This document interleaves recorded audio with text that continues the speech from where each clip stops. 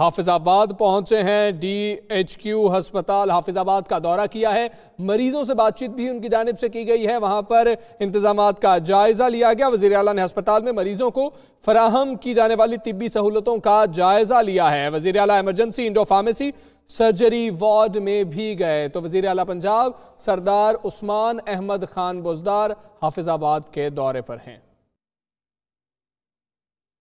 ایک مرتبہ پھر آپ کو لیے چلیں گے، مسلم لیگ نون کے رہنما پریس کانفرنس کر رہے ہیں، سابق وزیر خزانہ مفتاح اسماعیل اس وقت بات کر رہے ہیں۔ قرضہ ہے وہ بڑھ گیا ہے، لیکن ایکچولی جو قرضہ بڑھا ہے وہ 2.24 خرب روپے سے بڑھا ہے، یعنی کہ 2240 ارب روپے سے اس ملک کا قرضہ بڑھ گیا ہے، جس کے اندر 121 سے بڑھ کے $140 ہوا ہے، اس کا خسارہ بڑھ گیا ہے، اور جو فریش بوروئنگ کری ہے اس ملک میں 1000 ارب روپے کی سے زیادہ، اس کا خسارہ بڑھ گیا ہے۔ اسٹیٹ جو سب سے جو ڈینجرس بات ہے وہ یہ ہے کہ اسٹیٹ بینک سے پچھلے سال ان 6 ماہ میں ہماری حکومت نے 288 ارب روپے قرض لیا تھا، 288 ارب روپے قرض اسٹیٹ بینک سے لیے تھے، اور انہوں نے 1400 ارب روپے لیے ہیں۔ اب اس کا میں مطلب بتا دوں کہ اسٹیٹ بینک سے قرض لینے کا مطلب ہوتا ہے کہ وہ پیسے چھاپ کے آپ کو دیتے ہیں، یعنی کہ آپ مانیٹائزیشن کر رہے ہیں ڈیٹ کی۔ وہ آپ جب لیتے ہیں جب آپ کو بینکوں سے آسانی سے قرضہ نہیں مل رہا ہوتا، مارکیٹ میں لیکوڈیٹی کی شارٹیج ہوتی ہے یا بینک کسی بابت آپ کو نہیں دے رہے ہوتے قرضہ، تو آپ کو اسٹیٹ بینک سے لینا پڑتا ہے۔ یہ ایک معیشت کی بہت بری بات کی علامت ہے کہ آپ حکومت جو ہے وہ نوٹیں چھاپنے پہ مجبور ہو گئی ہے، تو وہ یہ کر رہے ہیں، اور یہ اس کے اندر اس میں بہت زیادہ اضافہ ہوا ہے۔ اس سے ظاہر ہے کہ پرائیویٹ سیکٹر کی بوروئنگ بھی بہت کم ہو گئی ہے، کیونکہ ویسے جو پرائم منسٹر صاحب نے شاہد عباسی صاحب نے بتایا کہ ہماری اکانومی سلو ڈاؤن میں چلے گئی ہے، گروتھ کم ہو گئی ہے۔ اب گروتھ کے بارے میں بتا دوں کہ پیپلز پارٹی کے زمانے میں پلاننگ کمیشن کا تخمینہ تھا کہ اگر 6% گروتھ ہوتی ہے تو آپ جتنے لوگ نئے لیبر مارکیٹ میں انٹر ہو رہے ہیں ان کو سب کو جاب دے سکتے ہیں۔ اس ملک میں ہر سال آبادی جو ہے نیٹ وہ 48 لاکھ سے بڑھتی ہے، اور اس میں سے تقریباً 15 لاکھ لوگ جو ہیں وہ نوجوان ہمارے لیبر فورس میں شامل ہوتے ہیں۔ تو آپ کو ان امپلائمنٹ کو نہ بڑھنے دینے کے لیے 15 لاکھ نئی نوکریاں کرنی ہیں۔ پی ٹی آئی نے 5 سال میں 75 نہیں بلکہ 1 کروڑ نوکریوں کا وعدہ کیا ہے، یعنی کہ ہر سال آپ ان امپلائمنٹ کو اور بھی مزید کم کریں گے، لیکن 1 کروڑ نوکریوں کے لیے کم از کم آپ کو 8 سے 9% گروتھ کرنی پڑے گی۔ اگر آپ 3% گروتھ کر رہے ہیں تو بمشکل آپ 6 سے 7 لاکھ نوکریاں دیں گے۔ اس کا مطلب ہے کہ ہر سال 8 لاکھ نوجوان ایسے ہوں گے جو کہ لیبر فورس میں آئیں گے، ڈگریاں لے کر آئیں گے یا کوئی بھی اسکل لے کر آئیں گے یا بیچارے ان اسکلڈ آئیں گے، لیکن اس کو پورے پاکستان میں کہیں عزت سے نوکری نہیں ملے گی۔ جب تک کہ گروتھ نہیں بڑھے گی اس کو نوکری نہیں ملے گی۔ اس ملک میں نہ صرف کہ وہ مزید نوکریاں نہیں دے پائیں گے بلکہ ادھر ان امپلائمنٹ کا ایک اور بحران آ جائے گا۔ اور مہنگائی تو آپ نے دیکھ لی ہے کہ پاکستان کے اندر جو 10 سالوں میں انفلیشن نہیں تھا وہ انفلیشن آ گیا ہے۔ پیپلز پارٹی کے زمانے میں انفلیشن تھا 20% تھا، وہ جب تیل بڑا مہنگا ہو گیا تھا، جب ہم لوگ آئے تو ہم لوگوں کو ملا تھا 14% انفلیشن۔ 5 سال محنت کری ہے ہمارے حکومت کے لوگوں نے اور اس کو انفلیشن کو لے کے آ گئے تھے ہم انڈر 4%۔ اس سال بھی 6% سے زیادہ انفلیشن ہو گیا ہے، کچھ 8% کا نمبر آ رہا ہے، اور آپ لوگ روزمرہ کی چیزیں دیکھ رہے ہیں کہ وہ کتنا انفلیشن ہے۔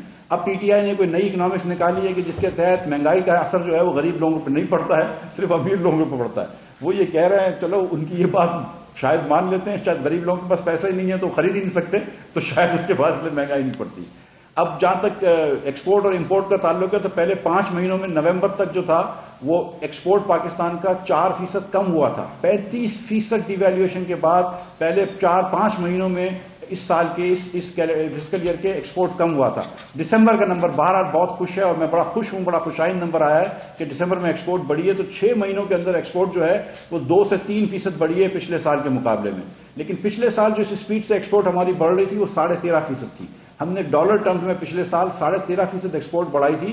اس سال جو ہے وہ ابھی میکسیمم جو ہے وہ 3% آئے گی دسمبر کے جب نمبر پورے ایگریگیٹ ہو جائیں گے، تو دسمبر کا نمبر بڑا اچھا آیا ہے، لیکن پہلے 5 مہینے کا نمبر اچھا نہیں تھا۔ ہماری ایکسپورٹ بھی نہیں بڑھ رہی 35% ڈی ویلیویشن سے، اور جو ڈی ویلیویشن انہوں نے کری ہے 125 تک سیریسلی سمجھ میں آتی تھی، اس کے بعد جانے سے صرف مہنگائی امپورٹ کر رہے ہیں، صرف چیزیں مہنگی کر رہے ہیں، نہ اس سے تیزی سے ایکسپورٹ بڑھے گا، اور امپورٹ بھی اس اسپیڈ سے کم نہیں ہو رہا۔ اور جو امپورٹ کم ہو رہا ہے وہ کیا امپورٹ کم ہو رہا ہے؟ پیٹرولیم پروڈکٹس کا امپورٹ کم ہو رہا ہے، کیونکہ ٹرانسپورٹیشن کے ڈیزل کا پیٹرول کا امپورٹ کم تھوڑا سا ہوا ہے، ڈیزل کا پیٹرول امپورٹ بہت کم ہو گیا ہے۔ ٹرانسپورٹیشن کم ہو گئی ہے، فریٹ کم ہو گیا ہے، ٹرکنگ کم ہو گئی ہے between Karachi and Lahore and Peshawar.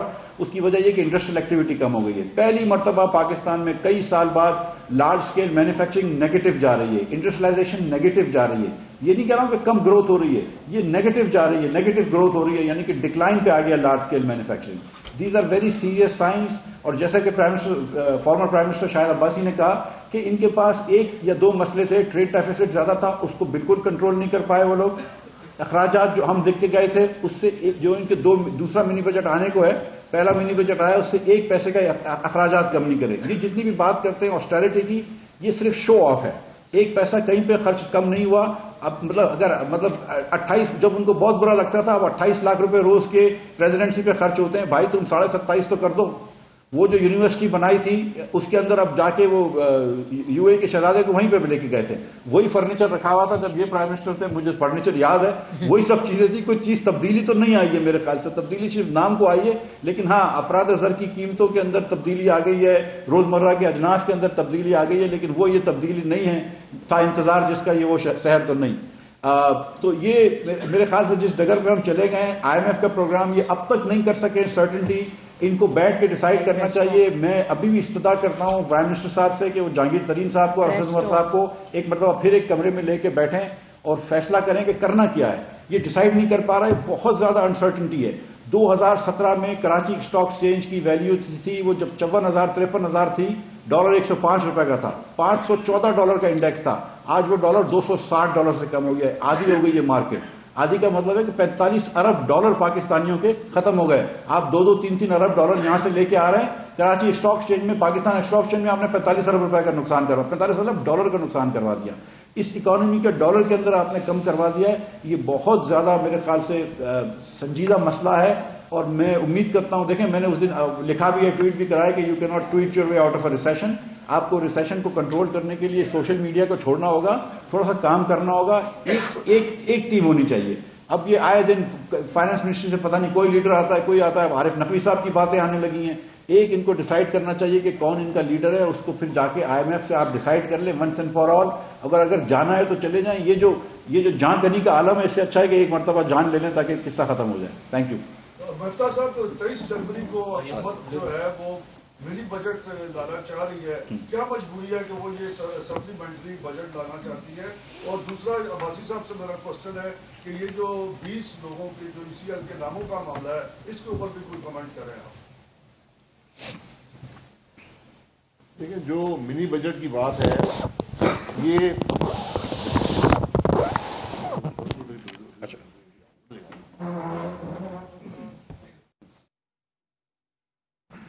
جو منی بجٹ کا معاملہ ہے, چونکہ حکومت کے ریونیوز نہیں ہیں اور ان کے جو ٹارگٹ سے بھی کمی آئی ہے, اور ساتھ ہی جو افراط زر کی وجہ سے حکومت کے اخراجات بڑھ گئے ہیں.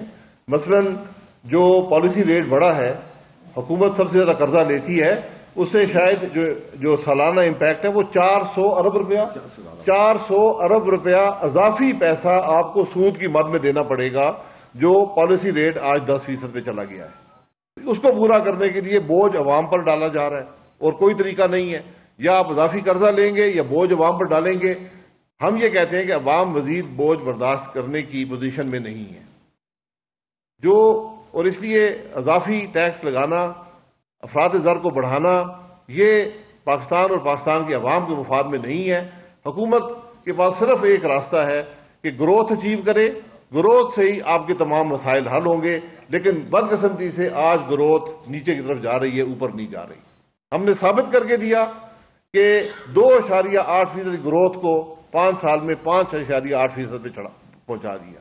یہ ریکارڈ کی بات ہے. اور وہی طریقہ تھا کہ آپ 6.2 پہ لے جاتے, 7 پہ لے جاتے, 8 پہ لے جائیں گے, ملک کے مسائل ختم ہو جائیں گے. اتنی بات ہے. ECL کی جو بات ہے, سپریم کورٹ کا آرڈر ہے. ECL یہاں کھلونا بنا لیا گیا ہے. جس کو دبانا ہو ECL پر ڈال دو, جس کو نکالنا, دوستوں کو نکالنا, اور جس سے کوئی خدشہ ہو اس کو ECL پر ڈالنا. یہ اس حکومت کا شیوا ہے. پارلیمنٹ کے پاس یا کیبنٹ کے پاس بہت سے کام ہوتے ہیں. ہم نے کبھی بھی 5 منٹ ECL پر ڈسکشن سے زیادہ نہیں لگائے, لیکن آج بدقسمتی ہے کہ پوری کیبنٹ میٹنگ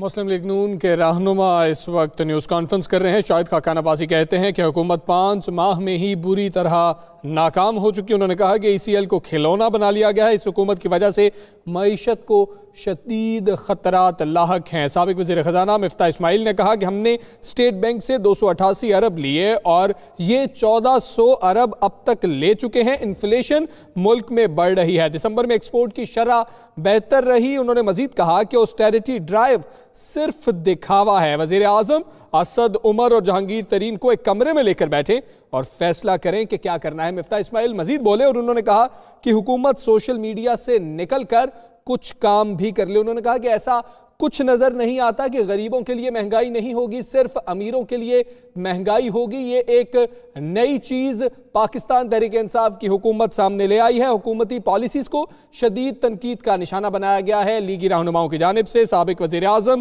شاہد خاقان عباسی نے کہا کہ حکومت 5 ماہ میں بری طرح ناکام ہو چکی ہے۔ حکومت کی وجہ سے معیشت کو شدید خطرات لاحق ہیں، انتقامی کارروائیاں کی جا رہی ہیں، کابینٹ کام نہیں کر رہی ہے۔ انہوں نے مزید کہا کہ ہم نے بجلی کی کمی بھی پوری کی۔